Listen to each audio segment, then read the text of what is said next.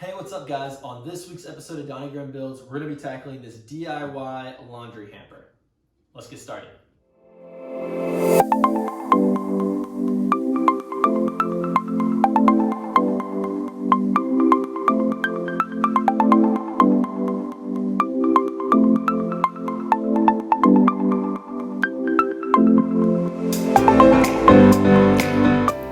Alright, so to get started here, we're going to go ahead and rip a couple of 2x4s down to 1.5 by 1.5 inches.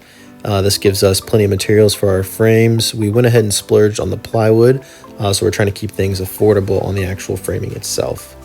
Once things are ripped down, we got the cross-cut sled out and cut them to exact lengths. This keeps everything nice and square and gives us a good foundation for this build. Our joinery method is going to be just standard pocket holes. Now when I drill these, I like to put an X on the side that I'm going to drill. Can't tell you the number of times that I've gone to drill and accidentally done the wrong side. Bit of a headache. Now it's important to use glue with your pocket holes, so after spending just a ridiculous time working with this glue bottle, I finally got mine to work and we can get to putting this frame together.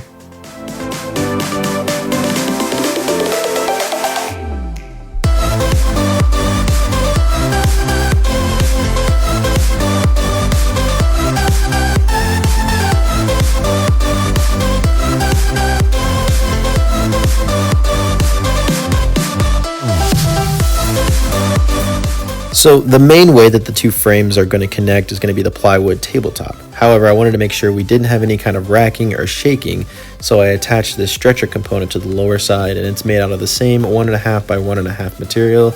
This will really help shore everything up and keep things from shaking around.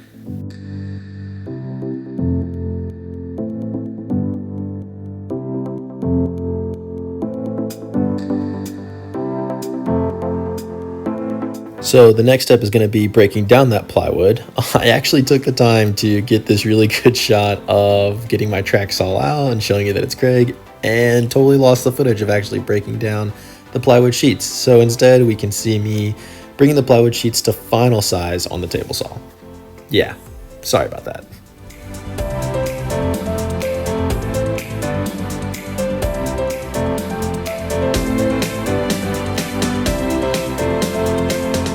And just like that, our pocket holes are all drilled. We're going to secure these inside of those frames that we just made, like so.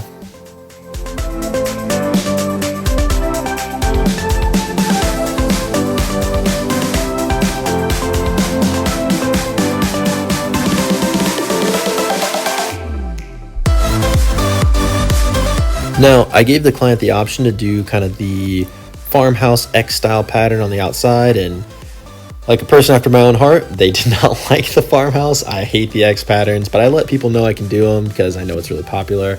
Instead, we went with a nice, clean, modern, just framed out look, and it came together really nicely.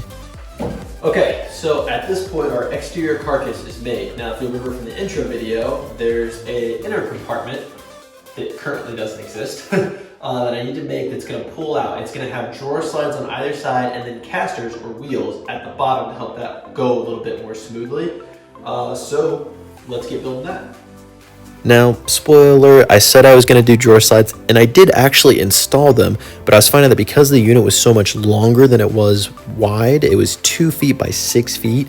As I was pushing the drawer slides in and out, it was kind of racking the interior component, and it was just making it difficult to close. And then I figured if I just took the drawer slides off, this would slide in and out with no issues at all using those casters.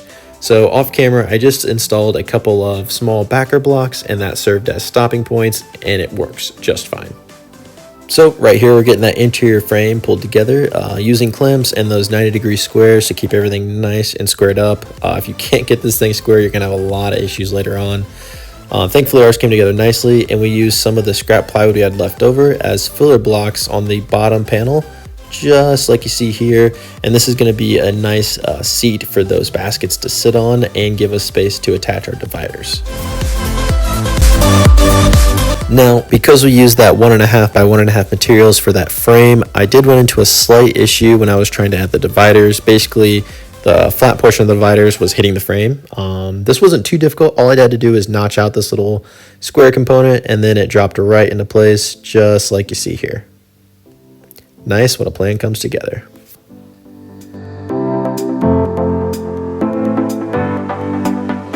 And with those dividers in place, no one actually wants to see those exposed plywood edges on the front, so we just made a couple filler strips to dress it up and give it a bit more of a frame. And we use glue and brad nails on the bottom here to connect to that divider. Obviously the divider doesn't go all the way up. And we use pocket holes on the backhand side to tie that into the top piece of the frame to keep everything nice and sturdy.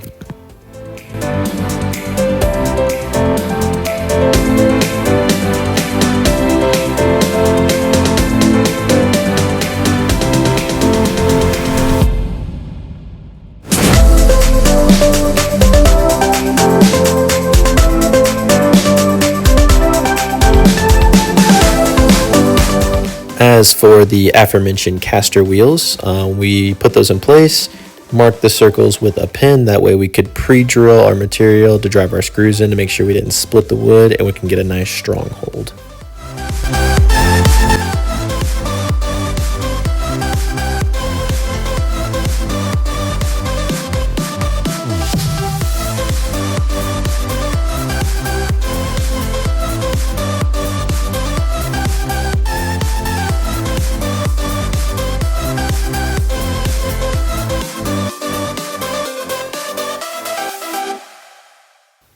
And once we had those casters on, we could flip everything up right and test our fit. Luckily, things are coming together really nicely. Way better without those drawer slides. And then we could start everyone's favorite process of any project, sanding. I worked my way through all the grids starting at 80, moving to 120, and then up to 150, and finally with a lot of hand sanding at 220. These clients I know have a little one, and the last thing I want is for her to catch a splinter on something that I made. I would be so disappointed in myself. So I spent a lot of time on this one, making sure all the edges were nice and smooth.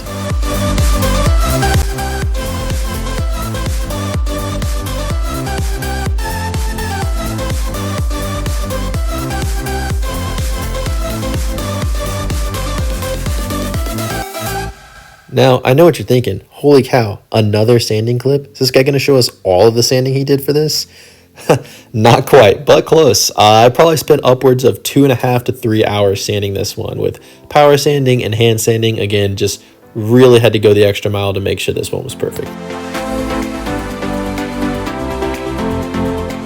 But once I finally did finish up with all that sanding, I could get the piece prepped for stain and finish. I like to go over everything with the cheesecloth just to pick up all that sawdust and all those particles, give us a nice clean surface to start with our stain. For the stain, we're falling back on Old Faithful, the Minwax Walnut Gel Stain. This stuff works really well, just work it into the grain. Put a heavy coat on and then wipe off the excess. Always gives really good results. We use this on the dining room table. We use this on the bookshelf. Never fails. Great product.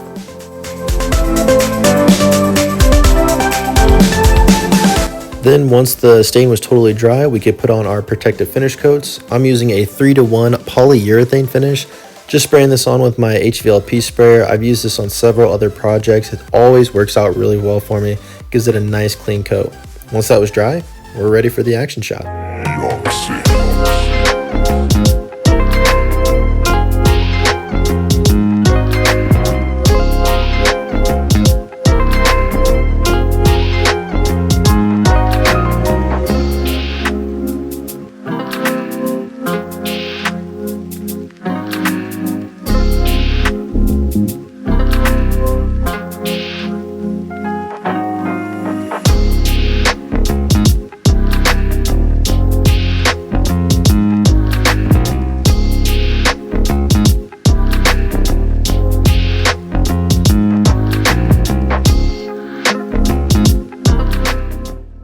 Alright guys, thank you so much for following along with this one. If you like what you saw, go ahead and hit that thumbs up, leave a comment and subscribe to the channel, and hit that little notification bell. That lets me know what kind of content you guys are enjoying and gives you an update anytime I post a new video.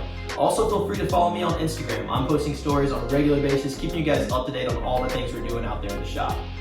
This build was a lot of fun. It took a little bit more time than I thought it was going to, but I think it turned out really, really well, and more importantly, the client loves it. It was loosely based on Anna White's video that she did a few months ago. I'll leave a link to that one down in the description below. You did have to modify it to fit this family's needs, and I think it turned out really, really well. Until next time, get out there and get your own project built, guys. You got this.